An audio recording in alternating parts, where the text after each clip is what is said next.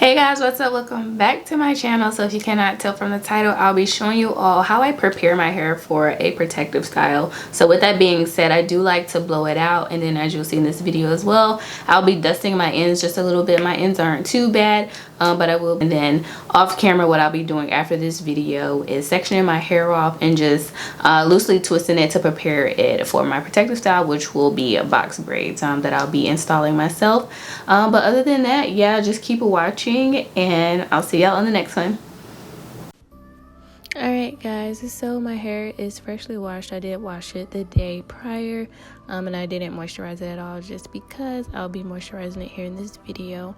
But what I like to do is just kind of separate the hair a little bit, just because it's a little, matted and stuck together, but I just want to separate it so it's a little bit easier to work with. So that's what I'm doing right now.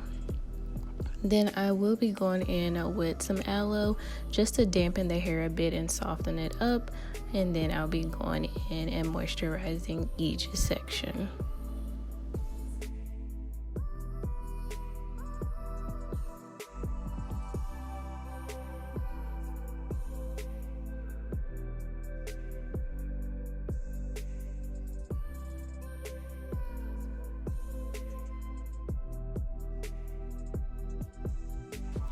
So I'll be going in with my Wild Growth hair oil, and after I wash my hair, I always like to just go in with this on my scalp, and then I just like to give my scalp a nice gentle massage just to get the blood flowing and circulating. And if you've been watching my videos, anytime I do my natural hair, this is standard. I've been doing this for years, probably since I've been natural, so this is something that won't change. And I don't use this oil daily just because it does have a very distinct smell, but I do like to use it on a wash day.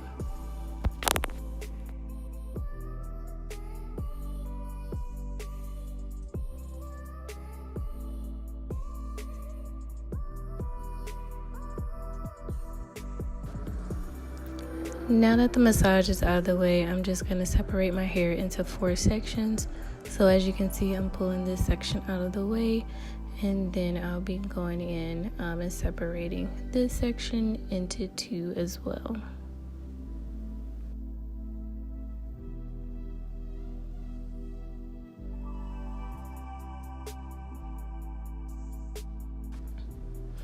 First things first, I'm going in with a little bit of leave-in conditioner, and this is by African Pride, and I'll show it here shortly, but I'm just going in with that really quickly, and then off camera you can't see it, but I will be going in with a heat protectant that's by African Pride as well.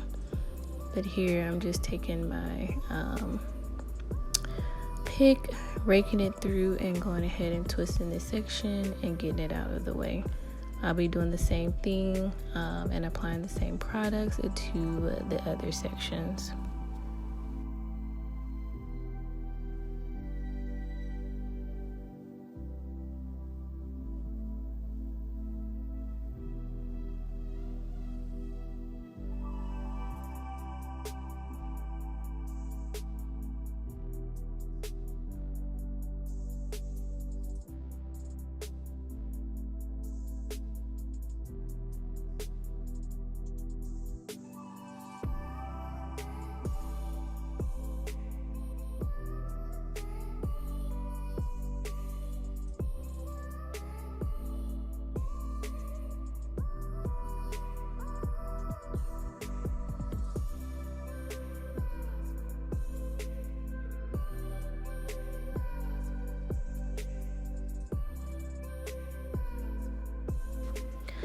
Last but not least, I'll be going in with this oil mixture that I just make at home.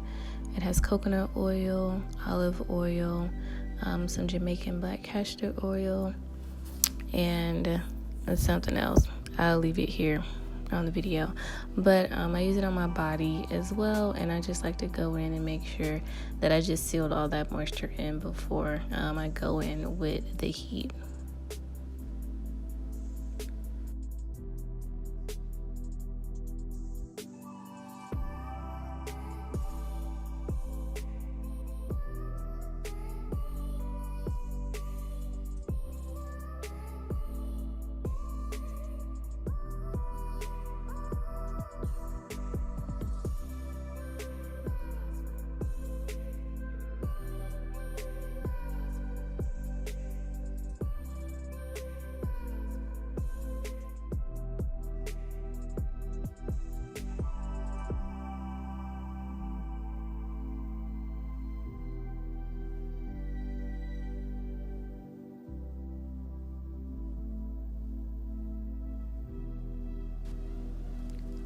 So now that that's complete, I will be going in with this Revlon combing dryer, and it has 3 settings: cool, low, and high.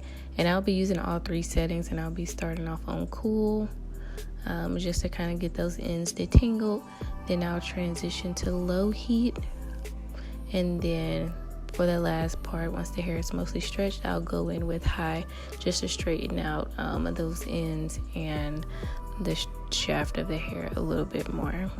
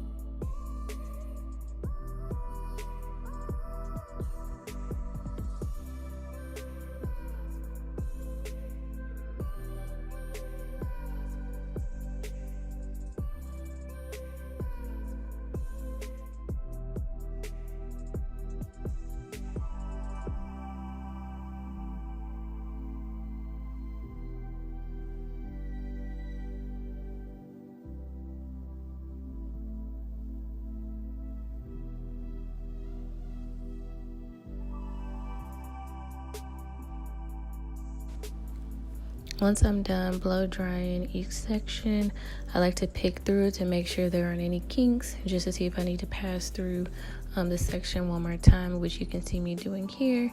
But once I change that setting to high, I do like to focus on the ends, just because that's what I need to see to be able to properly trim them, and also that's kind of where the shrinkage begins once the hair is in a stretched state.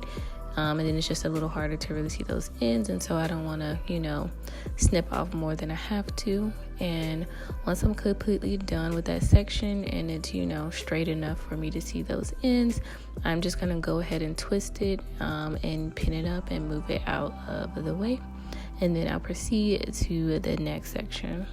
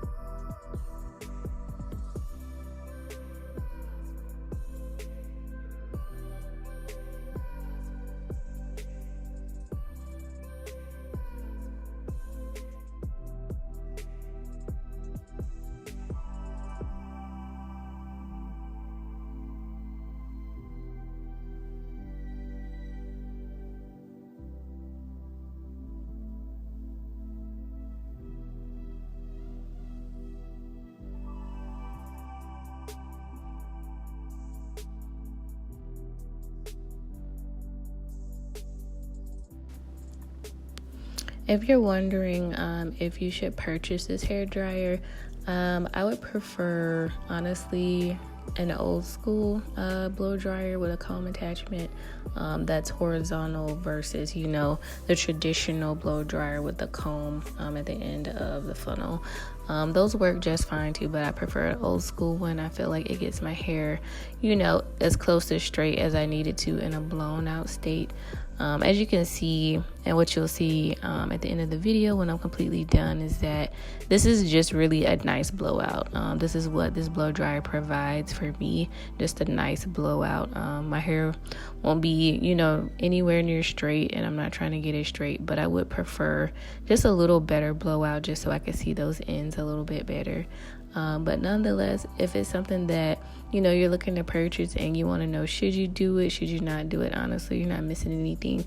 I don't think it's worth it. Now, if you don't have a blow drying tool with a comb attachment or anything at all, I still wouldn't recommend it. Honestly, when I first went natural, I used to blow my hair out with literally a paddle brush and a blow dryer.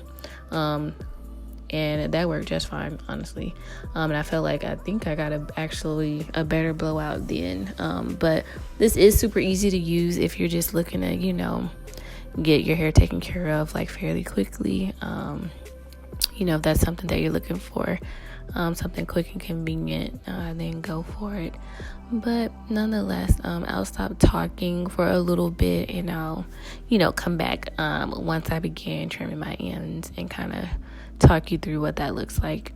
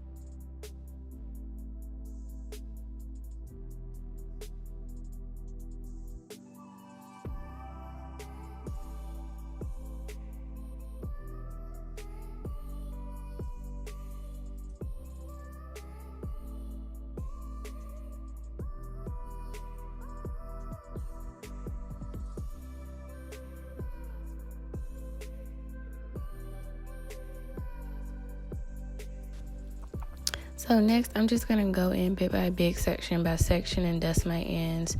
I'm not going to go in crazy because I am very known to get scissor happy. And that's part of the reason why I can't allow my hair to retain any length. Let me put my glasses on. But yeah, at any moment of any split end or any raggedy or ugly end, or something that's not completely full at the bottom, or something that's not perfect, honestly, I want to cut it all the way. Like, honestly, this day I had to stop myself because I could have gone a lot further, to be honest. And so right now I'm kind of considering, as I'm watching this video, just kind of doing like a semi-big chop. Not a huge one, but just kind of shaping my hair potentially into a taper cut, which is what I've always wanted to do.